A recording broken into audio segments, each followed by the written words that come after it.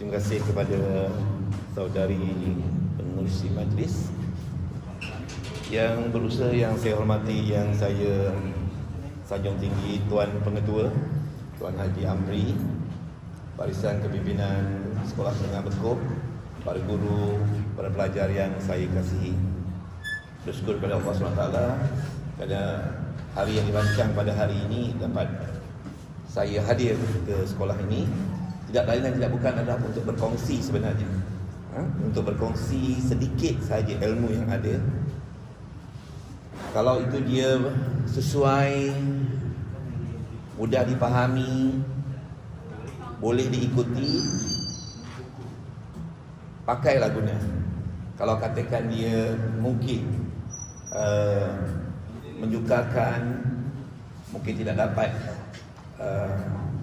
diupload, atau mungkin terdapat kesukaran dalam beberapa perkara, bolehlah diambil masa untuk mentelaah perkara-perkara tersebut.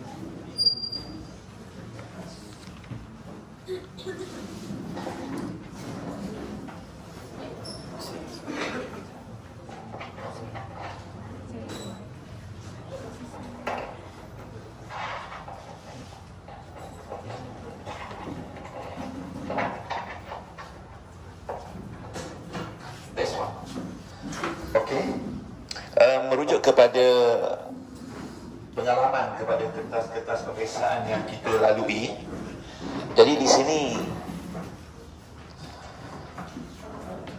berbelas-belas tahun ataupun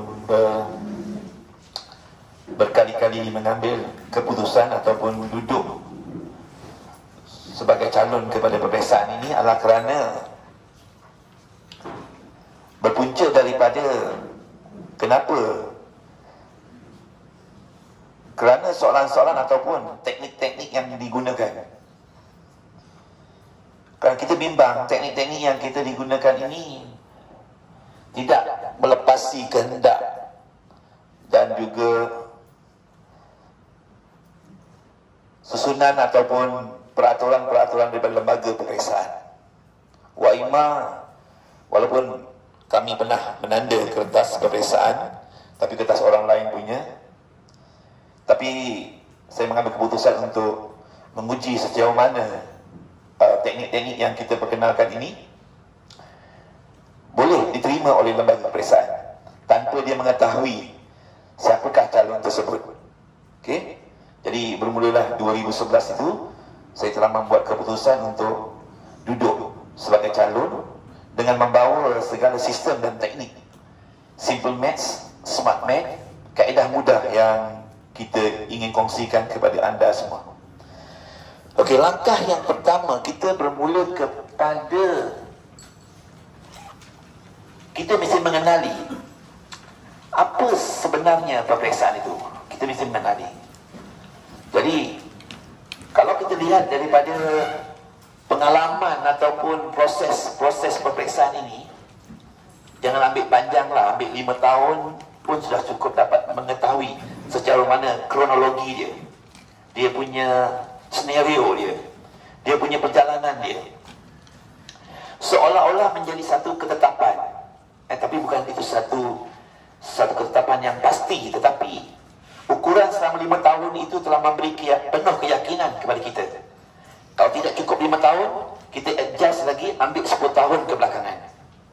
Jadi daripada tempoh tahun tersebut dapat disimpulkan bahawa pengenalan kepada teknik kaedah tajuk, ini pengenalan kepada kaedah tajuk, itu G, S, T, P, M. Inilah di antara kaedah teknik tajuk yang kita jadikan dia sebagai satu ukuran penting. Pelajar-pelajar galus atau gagal lulus, pelajar-pelajar garuk, gagal teruk pun, pelajar-pelajar cemerlang pun boleh menggunakan, akan bertumpu kepada tajuk-tajuk ini, iaitu kita panggil dia GSTPM. Kalau kita sambung lagi, dia akan jadi kepada 16 nombor. GSTPM Big, SPM, KL, Boom. Dia akan jadi, kalau disambung mungkin lah. Okay. Tetapi dengan madai dengan 5 tajuk ini, kita boleh dapat lebih kurang 58 markah kepada tajuk ini. Boleh yang duduk dekat set C minus. Boleh C minus. Okey. Jadi tumpuan kita lah kepada tajuk-tajuk ini. G ialah tajuk graf. Kita dapat 12% kepada tajuk graf. S, statistik. Kita dapat 12% statistik. T, transformasi atau transformation, 12%. Dan sekolah ini juga TS 25, transformasi sekolah 25. Ni adalah juga tajuk transformasi. Tajuk transformasi ini kekal sampai bila-bila setakat ini. Walaupun di SKP, KBSM, KSSM, anda adalah kumpulan terakhir dalam KBSM. Tahun hadapan semua pelajar duduk sebagai calon KSSM, kurikulum standard sekolah menengah. Jadi tajuk yang mereka belajar dengan tajuk yang kita ada sekarang sangat berbeza. Tapi walau bagaimanapun, beberapa tajuk seperti di antaranya tajuk graf, tajuk statistik, tajuk transformasi masih kekal. Sebab pelajar tingkatan 2, pelajar tingkatan 1 sekarang, tingkatan 2, 1 masih belajar tajuk statistik pada hari ini. Graf, kalau ada lihat graf, lebih kurang ada 6 soalan yang melibatkan graf. Nanti kita akan cuba lihat. Transformasi, pelajar tingkatan 1, tingkatan 2 juga masih belajar tajuk transformasi sekarang. Budak baru di bawah kurikulum baru di SKP sekarang. Okay. P ialah pelan, iaitu 12%. So kita sudah dapat 48. Matrices 10% pada bahagian A. Jadi kita konsentrate pada beberapa tajuk utama ini. Okey. G bermula dengan set pertama atau soalan yang pertama. G adalah soalan nombor 1. Ini adalah kumpulan graf yang pertama. Okey, cuba kita lihat kumpulan graf. Soalan nombor 1 ialah soalan graf. Nombor 1 graf.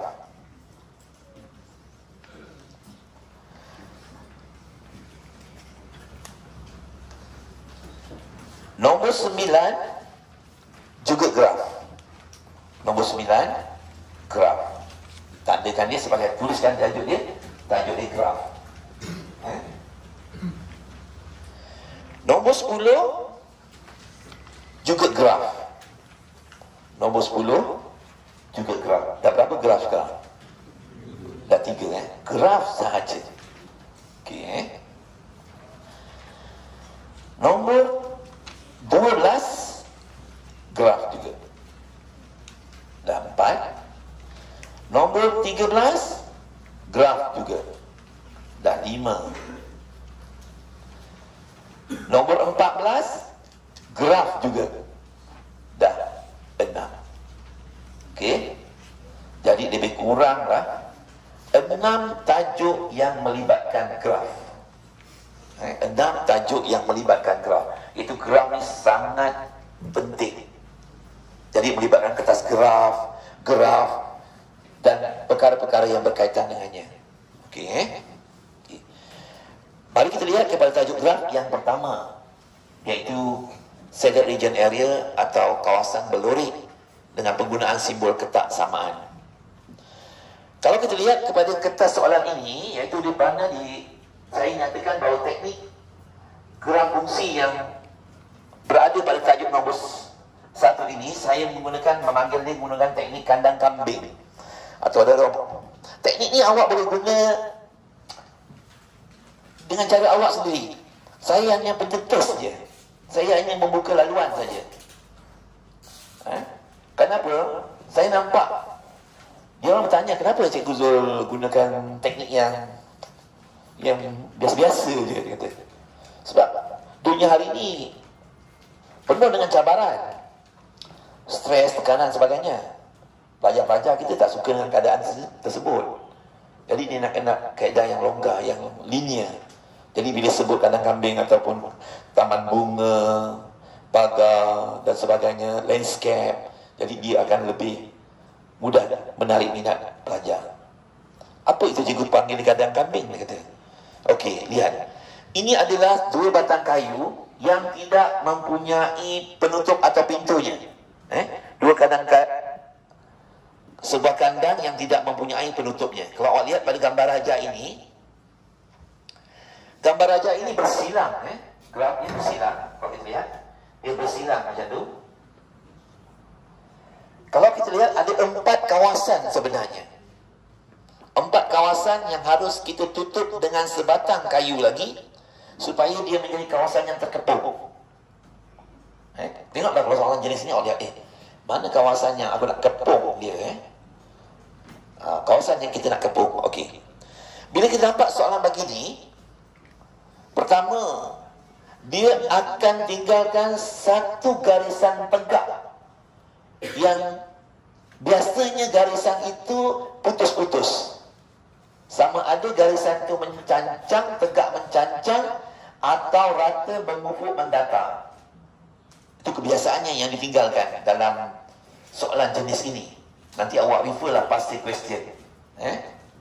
Kalau saya di sekolah menengah Putrajaya hari itu, dia orang bawa buku past question. Dia nak compare kan. Dia kata, Cikgu Zul, kita mari compare kan teknik ini dengan past question, the real past question. Boleh kata. Jadi dia orang bawa past question. Nak compare kan, betul tak teknik kandang kambing ni, teknik kepungan ini, teknik taman bunga ni berjaya, boleh digunakan. Okey. So dalam tu ada 4 kawasan. Mana kita nak buat? Okey. Dalam persamaan biasanya dia akan beri 3 batang kayu atau 3 garis lurus atau 3 persamaan. Kalau persamaan tu macam ringan sikit. Kalau ketak samaan tu anda boleh berat pelajar ni. Kalau kita kata 3 batang kayu yang kita susun, kita kepung, dia nampak, dia tersenyum, nampak nak ikutlah. Okey. Jadi di sini kayu yang terakhir dipanggil X lebih kecil daripada 3. Betul? Okey, inilah kayu yang terakhir. Yang lain dari nama. Yang dari nama kita potong. Jadi yang tertinggal, potong persamaan yang sudah diguna pakai dalam graf. Potong. Jadi awak tak perlu risau, tak perlu nak fikir. Jadi jangan tengok lagi garisan tu, orang dah buat. Garisan tu pun mengacau, mengganggu je. Pandang, potong, ambil pen, potong, ambil pensel, potong. Jadi awak akan nampak satu garisan yang tertinggal, kan? Okey, itu dah dia penutupnya. Dia punya pagar terakhir. Okey. Lihat, saya nak buat satu penceritaan dia. Paksi Y mencancang, menegak paksi Y. Paksi X mendatar, mengufuk. Okey, Kalau X sama dengan dia mencancang, menegak.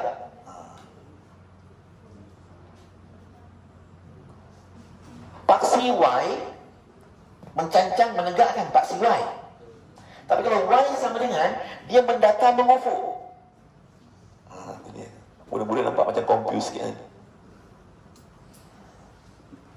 Paksi X mendatar, mengufuk.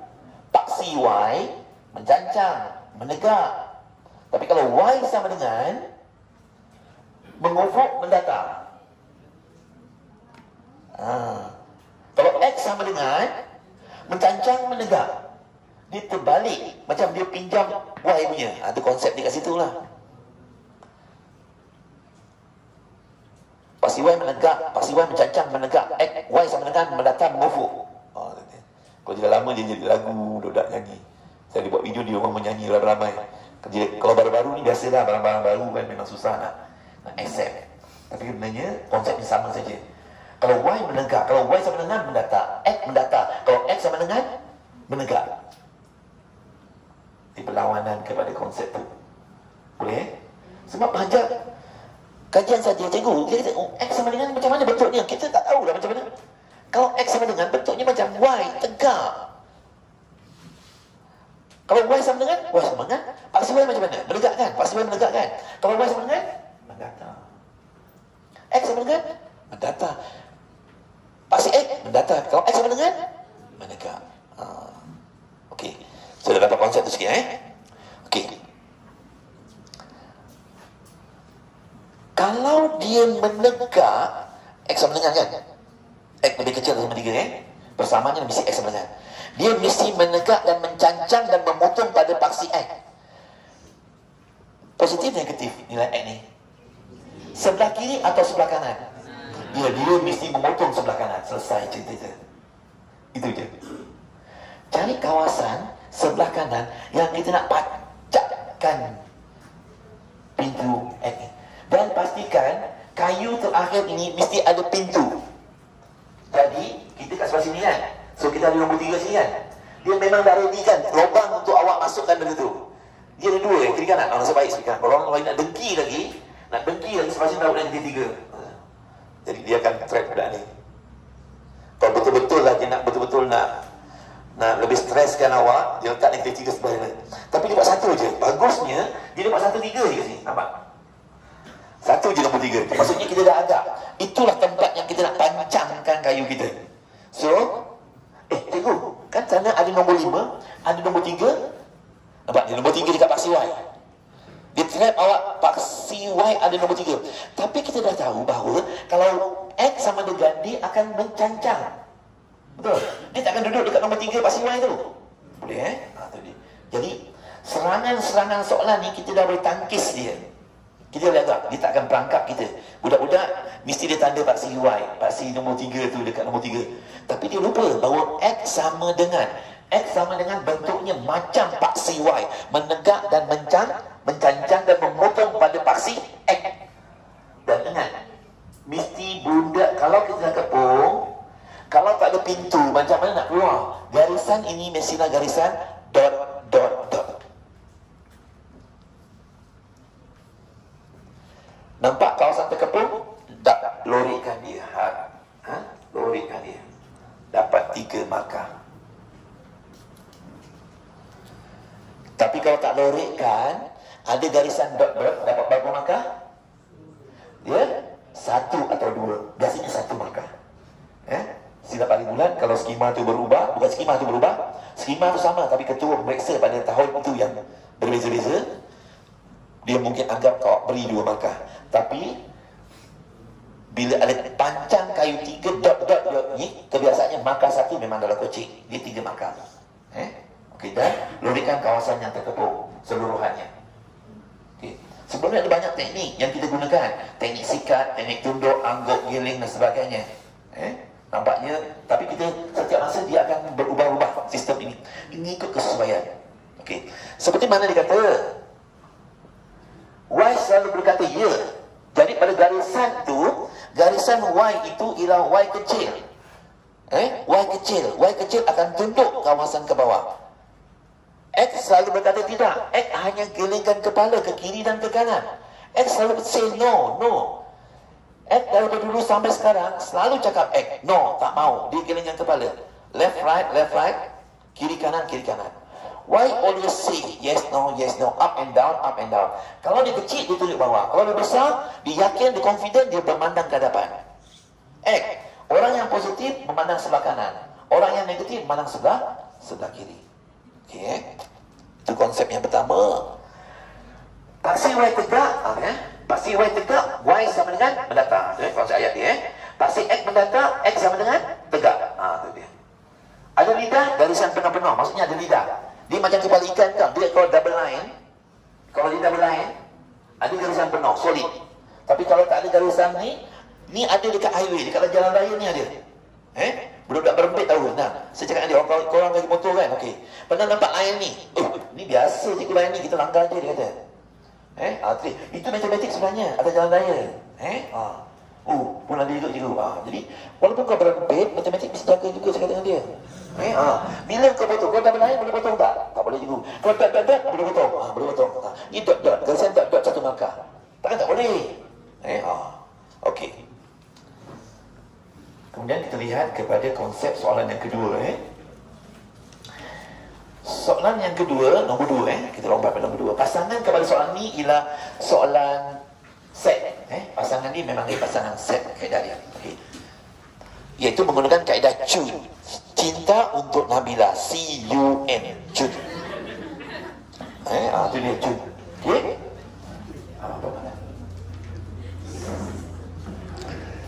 Akronim ni awak boleh pakai. Awak nak gunakan diri awak.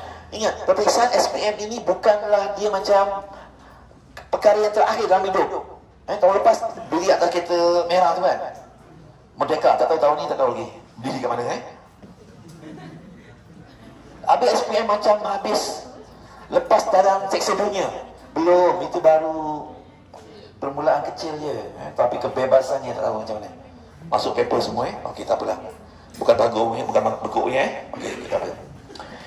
Okey, untuk kaedah ini kita menggunakan kaedah Chun. Cinta untuk Nabila. C cantum, U bersatu, N sama. C cantum, N sama. N sama. U bersatu.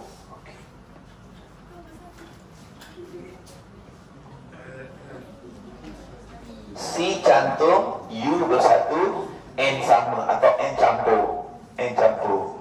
Ni join, ni cantum, terkandung. Ni C terkandung. U bersatu. Okey, bergabung. Ambil U campur lah. Campur. Dia bergabung. C terkandung. C konten terkandung. Kalau ACU, acu 5. Ucu. Saja je pancing tu Ucu 5 Okey. Kita acu lah acu. ACU. A terkandung dalam U. Siapa ibu? Siapa anak? Siapa ibu, siapa anak? A terkandung dalam U. Siapa ibu, siapa anak? U adalah ibu, A adalah anak. Kalau terkandung, dia di dalam. Dia di dalam. Kalau U, AUC, for you to see, AUC all, semua.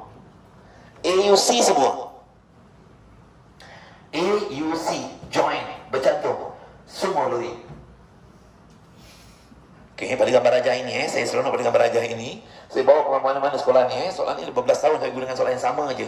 Putrajaya ke tak Putrajaya ke sekolah Puteri-Puteri pencapaian 17 tahun SPM 2017, seorang je A-.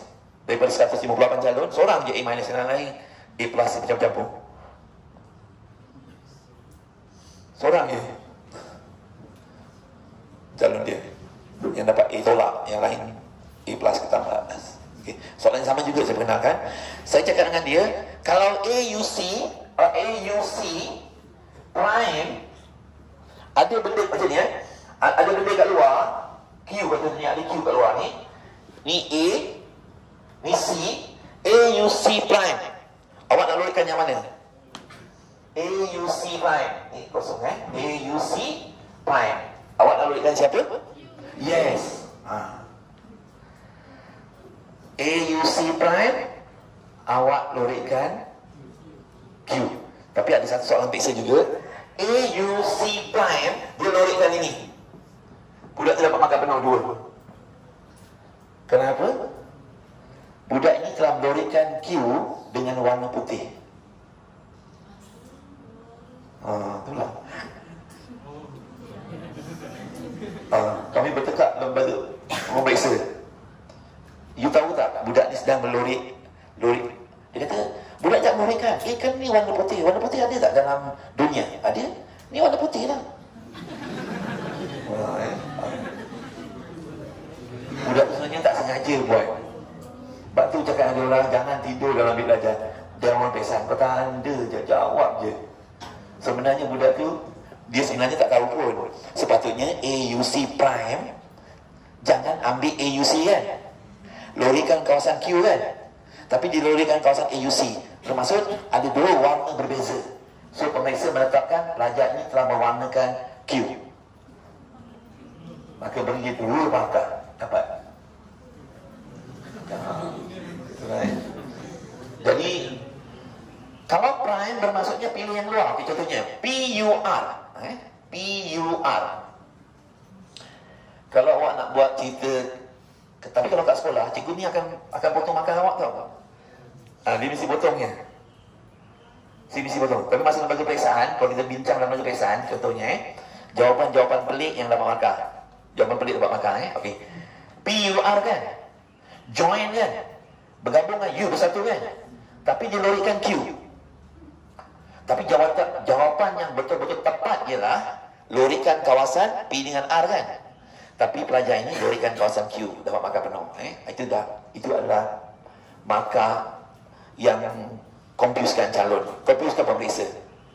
Confuskan pemeriksa. Belakang jadi perkara ini boleh dibawa, maksudnya berlaku pertelingkahan atau kurang perbincangan di antara pemeriksa-pemeriksa. Kerana calon telah melorikan kawasan Q. Sepatutnya jawapannya ialah PQR. Disebabkan warna putih memang ada dalam dunia, maka dia diterima. Okey, so dengan itu kita ambil jawapan yang tepat lah. Kita ambil jawapan yang tepat untuk jawapan A ialah PUR. Okey, kita ambil jawapan yang tepat lah. Lorikan yang mana? PUR. Okey, lorikan PUR.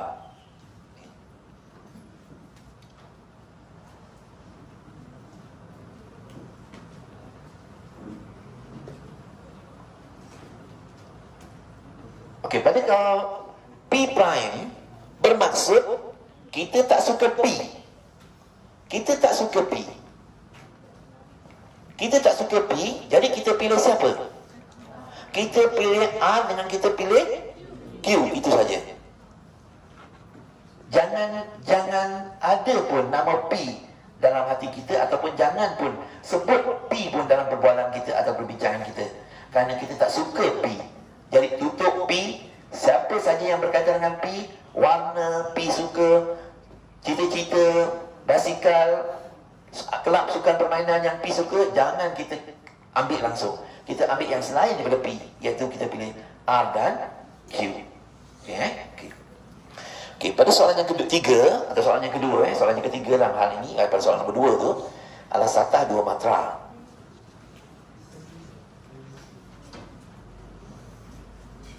Okey, dalam satah 2 matra ini, kalau kita lihat dia, pertama adalah teknik yang kita nak gunakan pada soalan ini, iaitu di antaranya ialah gunakan teknik penuhkan tempat kosong atau teknik PT3. Kita panggil dia PT3. Penuhkan 3 tempat kosong. Okey. Teknik Smart Math atau Simple Math yang kita gunakan untuk tajuk ini ialah sediakan 3 tempat kosong pada soalan ini. Okey, langkah pertama, kita sediakan 3 tempat kosong.